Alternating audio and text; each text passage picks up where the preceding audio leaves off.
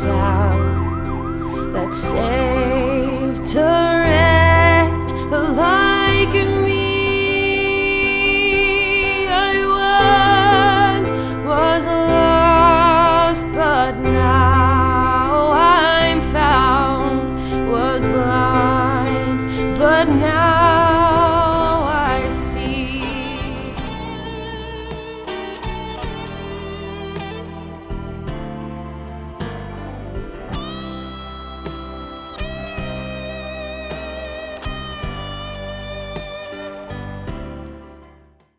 I remember entering Project Hope. People were warm, they were welcoming, there were smiles, and I was saying to myself, they don't know me. I'm at the worst time in my life. Who are they? And they don't know me. Why do they care? Nobody loves me. Everybody hates me. I'm gonna go and eat myself some worms. In a culture that really overemphasizes control, self-sufficiency, independence, every person for himself or herself, mutuality is absolutely radical.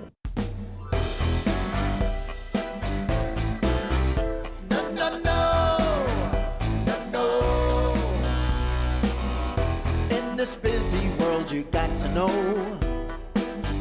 what you want and where you want to go.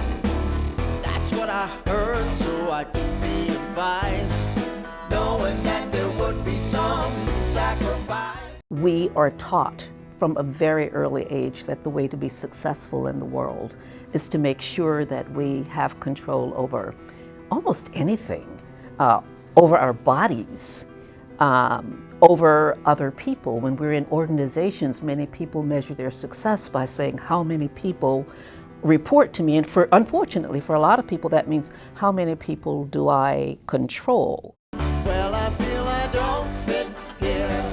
It would appear that I ain't cut out to be the man of the year. I'm just playing this game and trying to be the same as all the morning drivers stuck in the middle lane. I said I'd pull myself up by my old bootstraps, show up at work and try to shut my trap. It ain't working too well.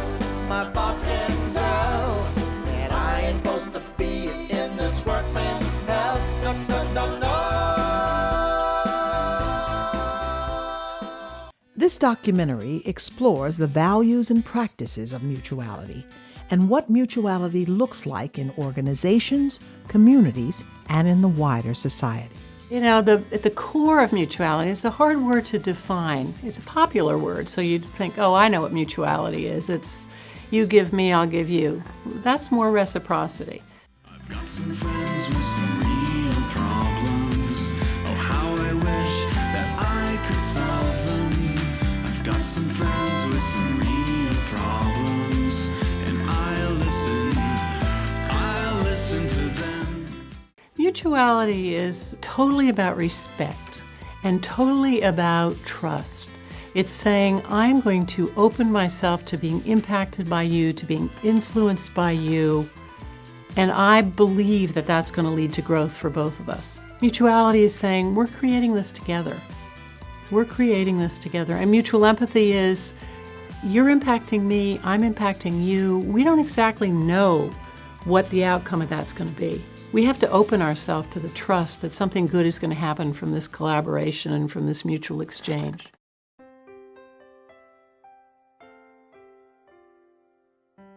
Most of the time when we think about mutuality, we are talking about some sort of a quid pro quo exchange. But the essence of mutuality is openness to change. And in order to do that, you have to be ready, willing to allow someone to have an influence in your life. I mean, empathy is a terribly important human skill. For a long time, it was treated as a kind of fluff, you know, oh, she's just a nice person. Oh, she's kind. And there's nothing wrong with being kind and nice. That's a good thing in my book. But empathy really involves that human bridge, that sense of, I get you, and you get me. And that feels so good. What does it look like when an organization practices the values of mutuality? Project Hope, based in the Boston neighborhood of Dorchester, has a deliberate culture of mutuality in their work with women struggling with homelessness. In '78, I moved to Boston with my husband. We were both very young. My son was born premature, and I remember at the hospital meeting a social worker who would then do home visits. She realized that there were some issues in the home. We began to build a relationship together, and I think I began to trust her. This worker became a prominent individual in my life to help to shape my life going forward. All I remember was picking up the phone and calling her and saying to her, "You need to come and get me." And the next thing I knew, she was taking me to this place called Project Hope.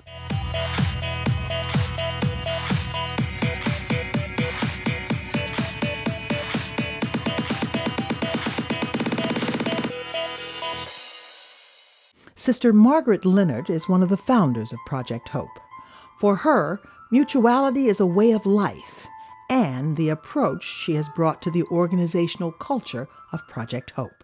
Well, I think the concept of mutuality has been with me from the very beginning of my life. I think I wasn't conscious of calling it that language until I went to graduate school. But I think it began because I was born a twin. And there's something about being born a twin, which meant that every moment of your life from the very beginning, you shared life with another person. So when I think of mutuality, I think of the recognition that in a relationship with another, we are both givers and receivers, and that our life is kind of spent in that kind of way. And so it was like a root consciousness in me that no matter who you connected with, it was another human person with whom you can engage in a relationship in which you receive from them and share with them. So it's part of my whole sense of identity.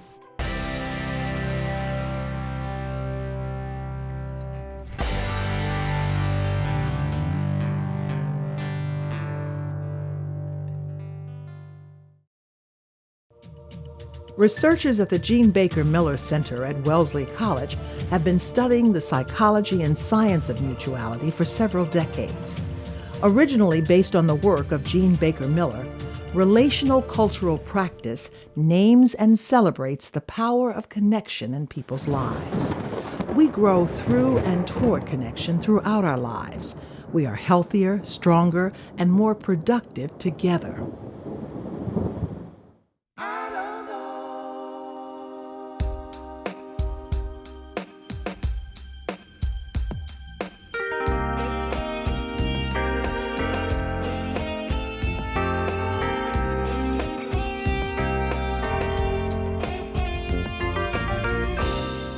I think mutuality is our kind of innate state, It's how we operate most effectively. The majority of us, there may be some outliers, but the majority of us really work best in mutual relationships. But that means, for us adults, relearning how to be in relationships, right? Because we didn't learn mutuality as how to be in relationships. We had a whole generation of assertiveness training for women, right?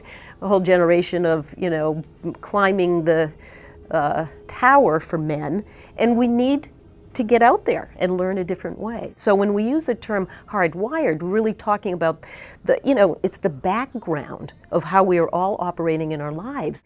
If we weren't hardwired to connect, actually solitary confinement wouldn't be like the worst punishment, right? Because you'd just be there self-regulating. But no, what we know is people get sick, they die, they get psychotic, right? Out of the stress of being alone. How much longer I can go on, I don't know.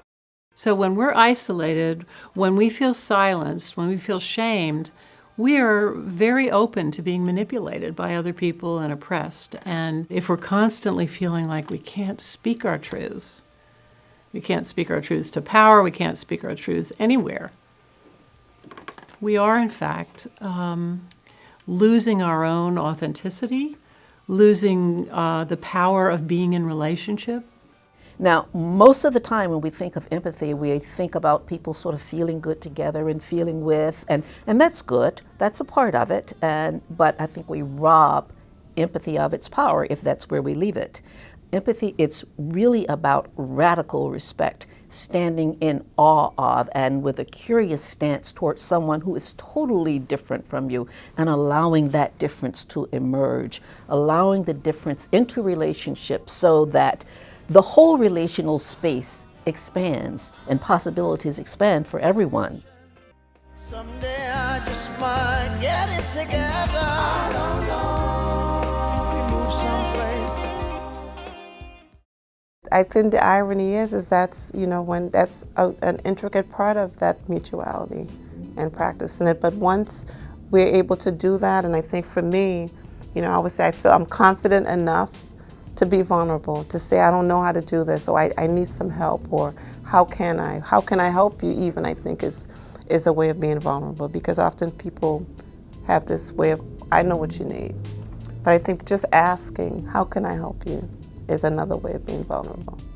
For me, and I can go back to the beginning when I made the decision to leave my ex-husband, that was my first time really making myself vulnerable.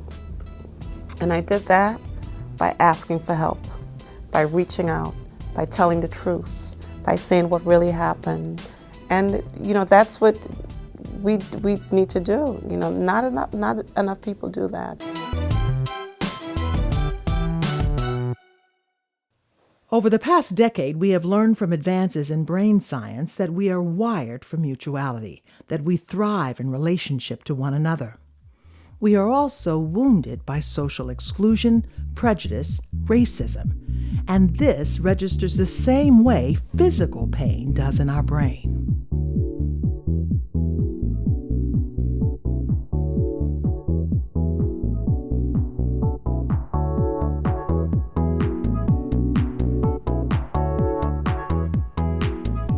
There are a lot of skeptics out there who actually don't want to hear this message.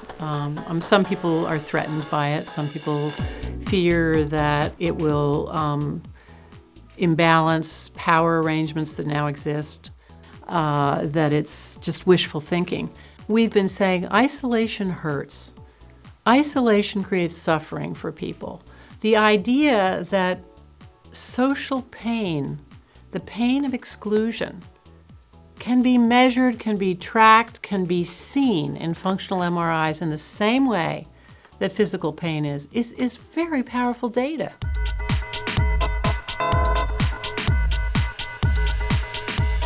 What's been very exciting for us at the Jean Baker Miller Institute is that the theories that were proposed 30 years ago, that relationships are really central to health and well-being for all people, is now being supported by this science. What we're finding is that there are a number of different, literally pathways, neural pathways that are dedicated to connection.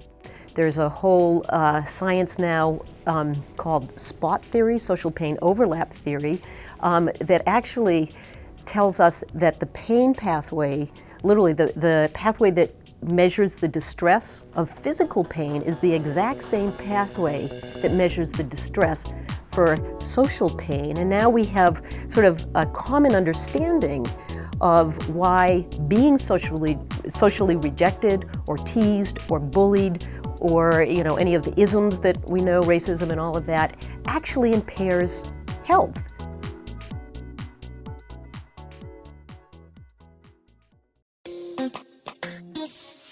People can't look at that and say, oh, you're making up this story about marginalization and how it hurts people. Say, no, marginalization hurts people.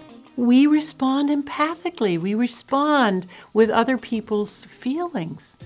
It's very big. It's very important. And it's gone, impressively puzzled by right and wrong.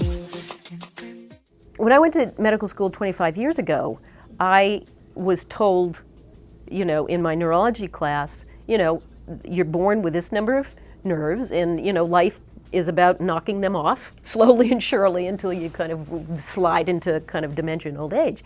In 1998, the guy by the name of Erickson discovered for the first time that actually areas of the brain can create brand new nerves, and that's unheard of. That is like, water on Mars in terms of, how rigidly held the belief was that the nervous system couldn't regenerate.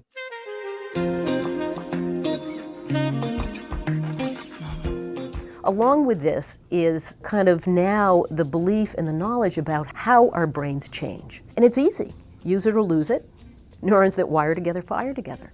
So if you think of all of, we have literally, call it a roadmap, call it the neural pathways, or whatever you want. You have billions of neurons in your brain, each one of them connected to 10,000 other nerves. This just diffuse interconnected thing up in your head.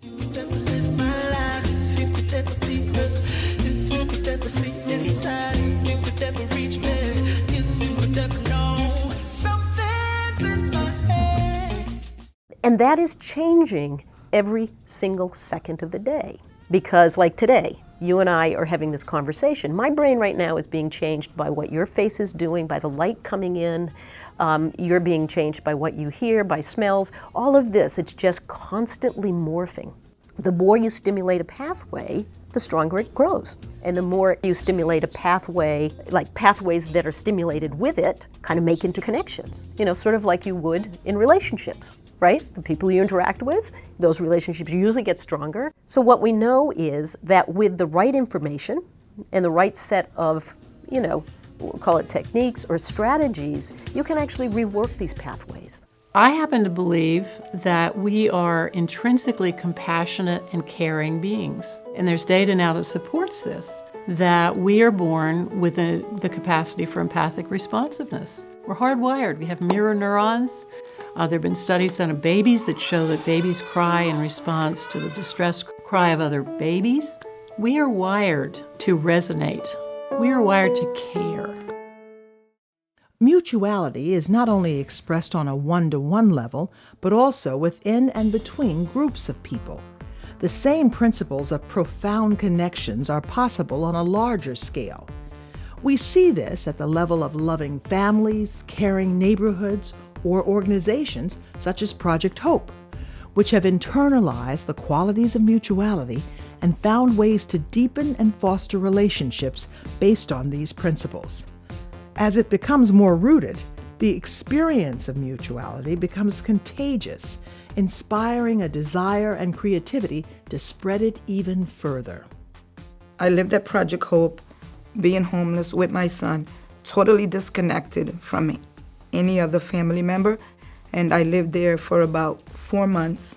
I remember when I was leaving, the executive director then was Sister Margaret Leonard, and I had said to her going out the door, if a position ever becomes available, I would like to come back and work at this organization.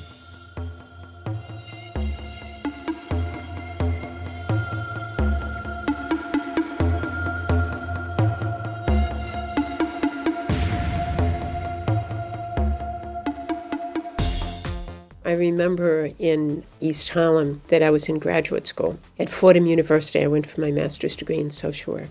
And one of the courses was, what were the 8 basic principles of a relationship?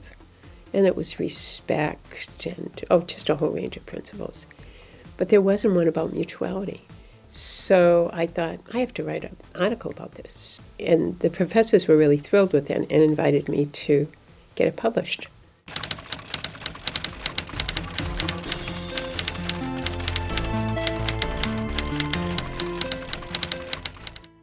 And then I went from graduate school to the East Harlem community. We did a number of wonderful things in East Harlem. And, when I think about this, I just think of, you had Mount Sinai Hospital, which was considered probably one of the premier hospitals in New York at that period of time. And there was a fellow by the name of Kurt Juschau who created the community medicine department in East Harlem. And then the doctors said, we need to learn so much more from this neighborhood about how to deliver health care. So as a result of our orientation and being engaged with them, we brought them into the neighborhood, into local clinics that were in church basements, into a whole range of places. We set up a dialogue with in the bodegas, with people from the Spanish community that had developed a whole new way of looking at dealing with mental health issues. And so we began to do a kind of co-learning process. And then what was possible in the native development of the spiritista, the spiritual leaders in the Latino community. So there were a number of experiences like that made me realize there's something that's really critical in this whole concept of mutuality.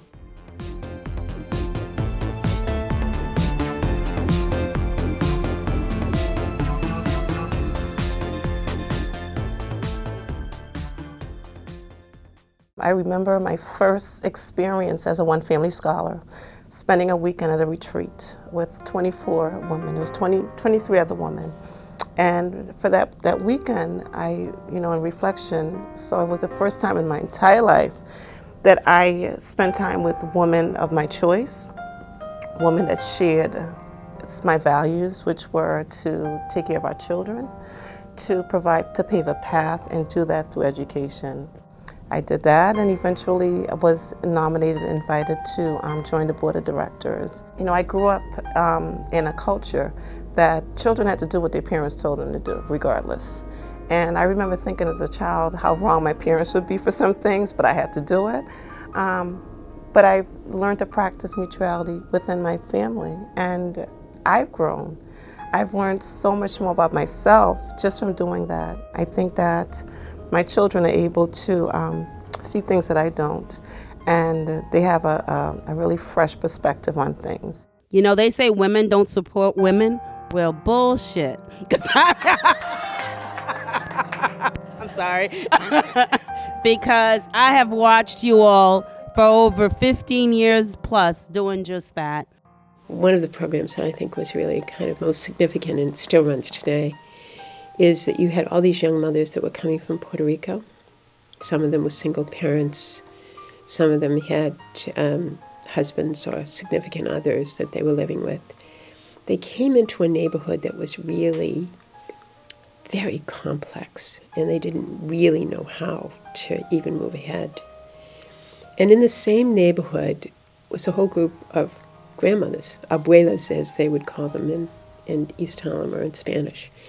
And I thought, God, if we could make a linkage between these young women and these abuelas and look at how we could build a relationship would help those young women to survive and develop and grow in the East Harlem communities.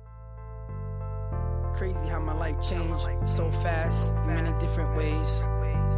But you guys made me who I am today. I do it for my diamonds. I do it for my diamonds. I've been employed at Project Hope now for 23 years this summer. I think Project Hope is a very unique organization in the way in which we work with poor families, because they may be poor economically, but they are rich in so many other things. It's important for them to be a part of those decisions that affect their lives. If it's going to be that we're going to paint a room, or we're going to buy furniture, or we're going to have an activity, that we engage them, because this is about their life. So the pain I absorbed, I did it for a cause. Used to be young and reckless, I did it for the bros. And fast forward, now I'm a father, and I've done a lot of bad kids. This is good karma. Didn't have a dad, every day was a problem. Looking at the top, cause I came from the bottom. Everything I do is for them. Times is getting harder, but I do it for my daughters. Listen. I do it for my diamonds. What does it look like when mutuality is practiced at the neighborhood level? Another organization that practices the values of mutuality is the Dudley Street Neighborhood Initiative, DSNI, a community planning and organizing institution located down the street from Project Hope. I think that a lot is happening in this community, and I think Project Hope as well as DSNI, we're all a part of that. We're merging it together, and so I think that's very exciting. Rosa, what are you bringing? Frutas, mira. Oh.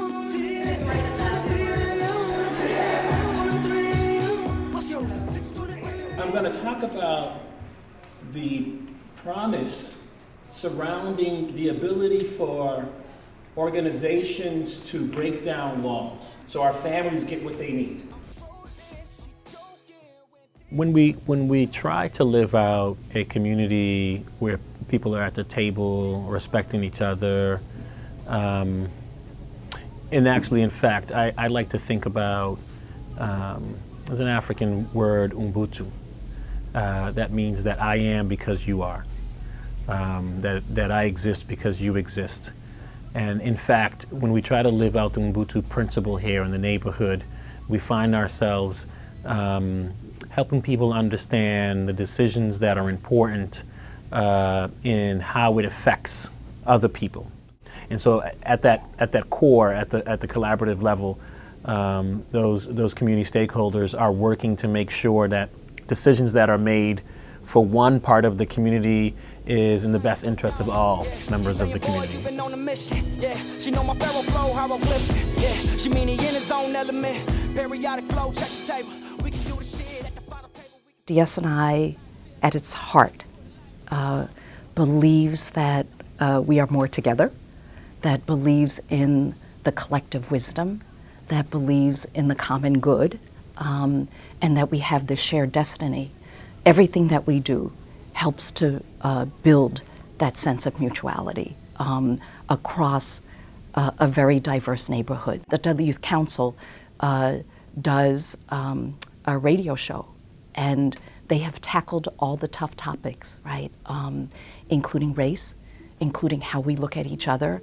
And so in many ways, I think that by acknowledging the difference and the diversity, we actually look for what's common. And so we don't shy away from it. Some of us shy away more than others, but but as an organization, I think that we embrace the conversations. We recognize what's special and different about each other while looking for where we're going together. Close your eyes, it'll be over in a single second. There's options, consequences on each direction. Choose it. Welcome to the circle of life where every day's a lesson. Ways to make a move. Trying to find ways to make it through. If I ain't gon' grind, I ain't gon' shine. Feel I got way too much to lose. Feel it. Looking at the clock, I'm running out of time. If you ain't got thoughts, then you ain't got a mind. Looking at the clock, I'm running out of time. If you ain't got thoughts, then you ain't got a mind. Study your energy and feel you ain't real. You know, one of the most important things about mutuality and mutual empathy is it empowers not just the individuals participating, but it empowers the community. People feel like, yeah, I can do something, rather than, what are you going to do? You know, the world is tough.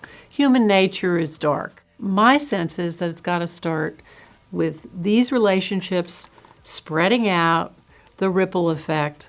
So more and more people are feeling like they're respected, they're honored, they matter. We all want to matter. We want to make a difference. So in areas where you don't have that kind of relationship or the sense of mutual or linked destiny, and you're not acting upon that, you have people who feel typically disenfranchised, oppressed, that they have to fight against the system. There's less trust of police, there's less trust of authority, there is a set of behaviors that are detrimental to the common good, because the common good is not part of my good, and it's not part of who I am. I get nothing from it, it's not linked to me. And that's a really destructive sense of belonging or not belonging to a place. Take a shot, do it now. No emotions, no emotions, no emotions. I show no emotions, I feel no emotions. No emotions, no emotions, no emotions. I show no emotions, I feel no emotions. No emotions. I think one of the concepts that we've developed through our leadership, sort of our seeking of how to maximize the development of leadership within the community, is this idea of how we look at power. Because in a lot of cases, I think that's what can get in the way. And so we look at power as transformative. We look at power as more when it's shared, as opposed to if you have it, I don't. So I want my voice to overwhelm yours, and I'm going to figure out how to do that. No, actually, we are trying to develop both the culture and the ways that that we can be more together. Most of the wonderful change I've seen, most of the social change that's brought liberation to people, was initiated and enacted by people who don't have the power to do it. If you were to look at just our ordinary view of power and dominance and control, if we think about work that has been done in Black freedom movements, women's suffrage, gay rights, most of the time, people who get that work started and people who sustain the work are the people who are told that you really aren't very powerful and you really don't count here. I happen to have grown up with a woman who had none of the sort of material or sort of social markers of power. And I think most of what I learned about power, I learned from her. My mother was a domestic worker in the South in the 1950s and 60s. I've never seen a woman yet in all of these decades who inhabited her power with more dignity and who commanded more respect from people, which makes me know, and again, when we talk about just broader movements, most of the good change that happens is initiated by people who say, I can do this, and while the world is saying they can't do it. I learned a great deal from liberation theology that came out of Latin America that really held to key principles, and one of those is when you deal with the poverty and the solutions to poverty, you ask the question why. And when you're working at solutions, you ask, who are you doing this with? And people who are poor have to be architects of their own destiny. So you do it in collaboration with them.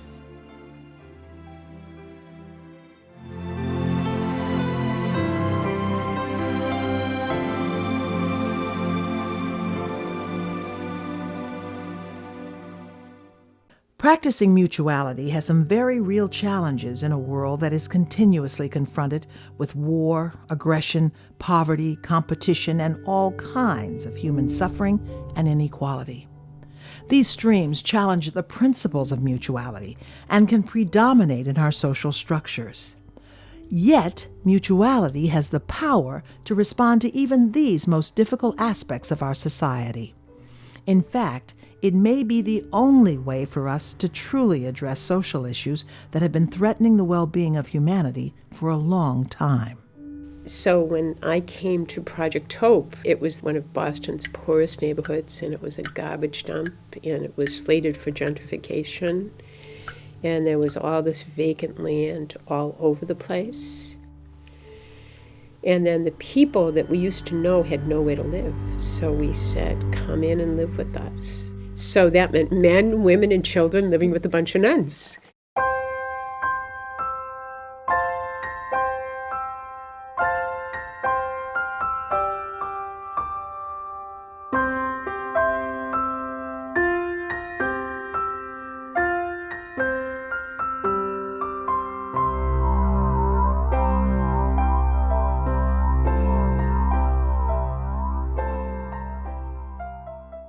What impact does a larger society and economy have on mutuality? In recent decades, has growing income and wealth inequality affected our society and the possibilities of mutuality? More and more, we're living in a period of what I would characterize as extreme inequalities of income and wealth. And at the same time, I think our culture is very tolerant of those inequalities. People believe that they're justified in some way. Because I think those inequalities underlie a whole lot of things that are going wrong right now in the United States, whether it's education or the role of government or the quality of our lives.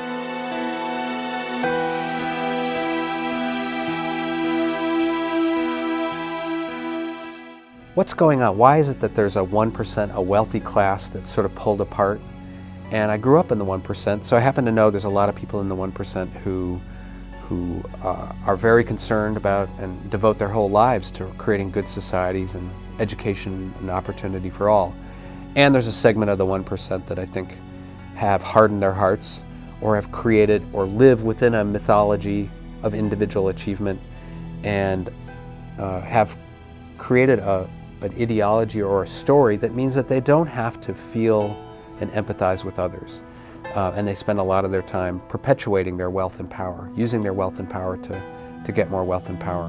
One of the things that happens when a society becomes extremely unequal is there's a breakdown in solidarity between people. So in most communities, if there's something goes wrong, people say we're in it together, or an injury to me is an injury to you. I feel something when you lose your home. I feel something when you become sick, and I want to do something about that. And I think that is our nature.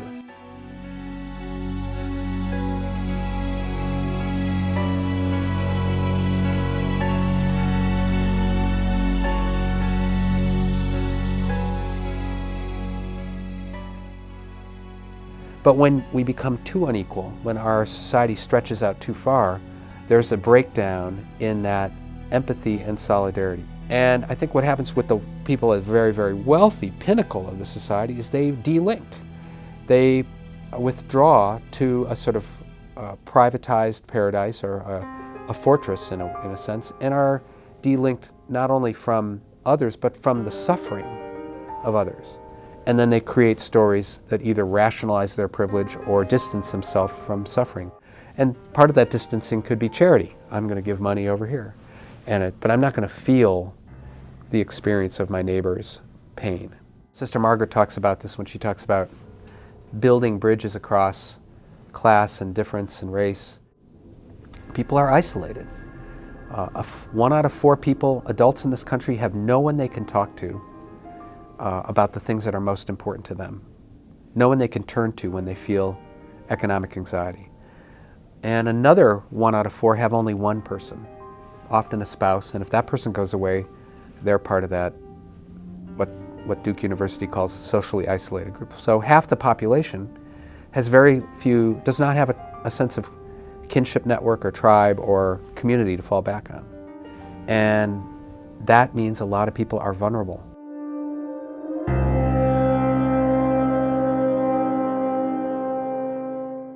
So a big part of the work is breaking down that isolation. Come out, come away from the TV, come away from the computer screen, meet your neighbors, creating space for people to know one another's needs, and begin to practice asking for help. I think there are communities and people all around who live by these different values, and I think of a lot of new immigrants come to this country and they come with a culture of solidarity and mutuality intact, and that's how they survive that transition. A lot of low-income people have to depend on each other, have to ask for help, have to be interdependent to survive. Inequality undermines mutuality. But can we reduce inequality through mutual connection and empathy? I met a man named Hank at a book event I was going to, and he came up to me afterwards. I talked sort of about inequality and how it leads to this breakdown in society. And he said, I used to be a senior executive at Boeing. Here I worked at this global corporation and I was involved in all kinds of decisions, but I was trained as an engineer, so when I retired, I went to Kenya to help these villages build water treatment plants. And so he's off in Kenya and he's with a church group and he's applying his engineering skills to fixing these water treatment plants. And he looks around, there's like 20 kids all standing around watching him. And he says, well, where do you kids live? And they say, oh, we live over there at the such and such a house. And he says, oh, show me where you live. And they take them to his house, and it's an orphanage. And they're just curious, and they just want to help. And so he's got them moving rocks and doing things. And next thing you know, he says, maybe I came here not to build a dam. Maybe I came here to meet these kids.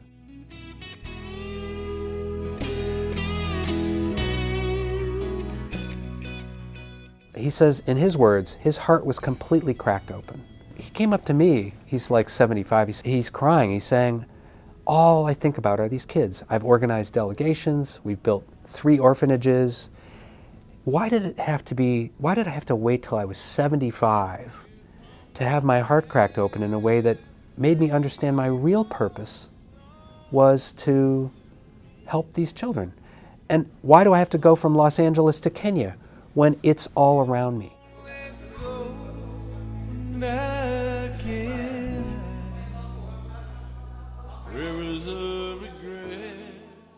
He says, my whole life has changed. My whole purpose in life has changed. So here was a guy who lived the privileged life, but somehow was transformed. And that in turn transformed his whole relationship to his community and what he does. I think that's when I see transformation happening. Rivers of regret, just let them be, won't let them run between you and me. Rivers of regret, just let them be, rivers of regret.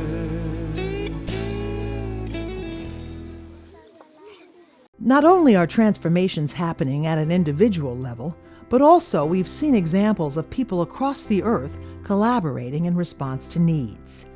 Hundreds of nations are now concerned about the well-being of our earth and the impact of global warming.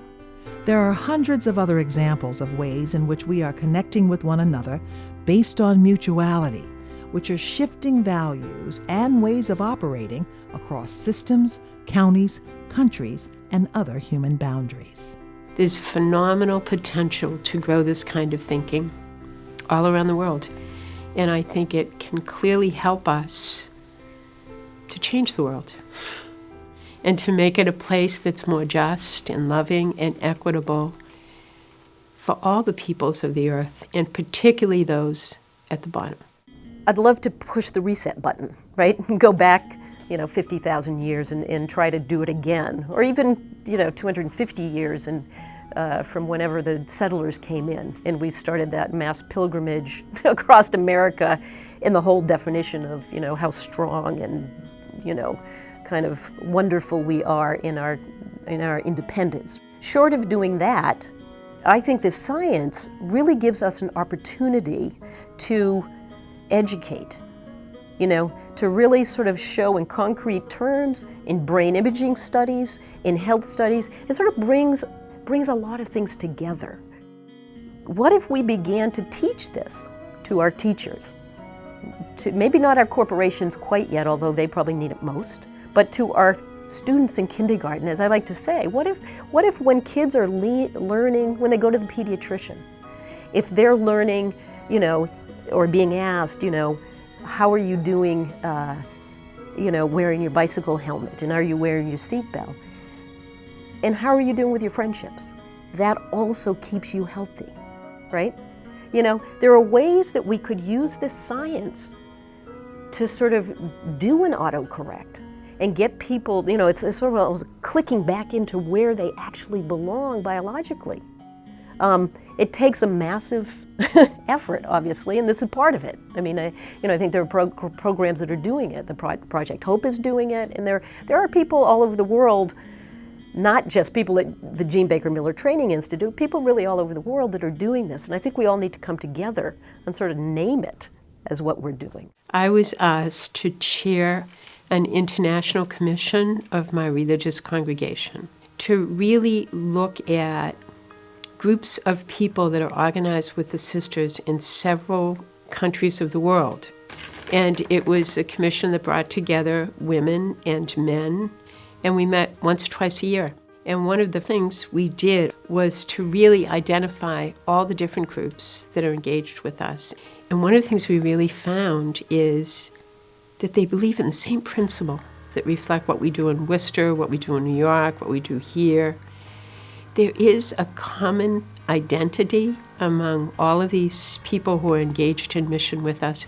So that helped us then look at how do we network these different groups all around the world. And how do we take this common identity and grow it? And the other thing that was linked to that is that we have what we call a Secretariat for Justice and Peace. And now we have a presence as an NGO at the United Nations. And we're looking at the information that we gather from around the world. How do we bring that message so that it has an impact at the level of the United Nations?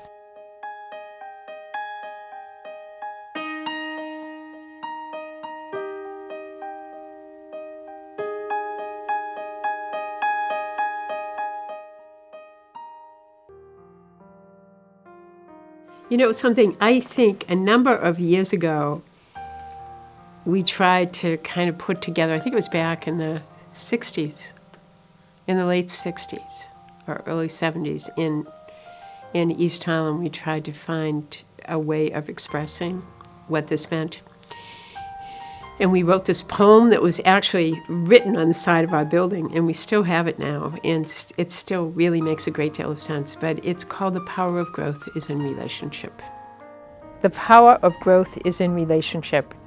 Even when life seems frail, when there is darkness and pain and confusion and complexity, the loving and caring of a human person can be sunlight and warmth to the growth power of another human person. Helping another creates meaning and hope in both persons. Being sunlight and warmth to another's life nurtures growth in both. To this growth we are pledged.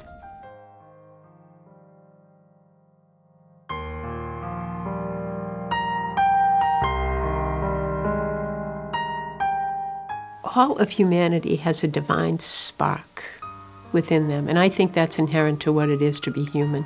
But it's largely a divine force that helps us live in such a way that we belong to one another in the human family, not only in the human family, but the earth family, because I believe that all of nature has this spark as well. But it's that force for good that sends us to create a world that's more equitable and loving and just.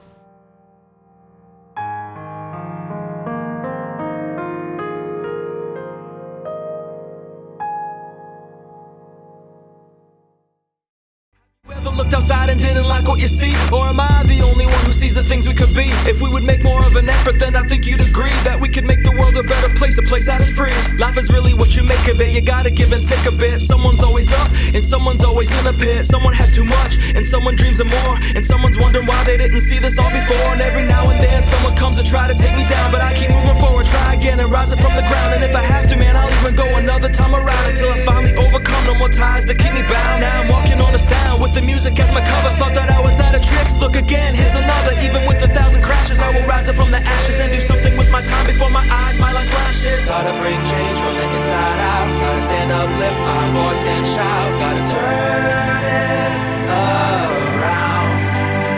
From the streets of the cities to the government games, from the homeless in the shelters to the buildings in flames, we gotta turn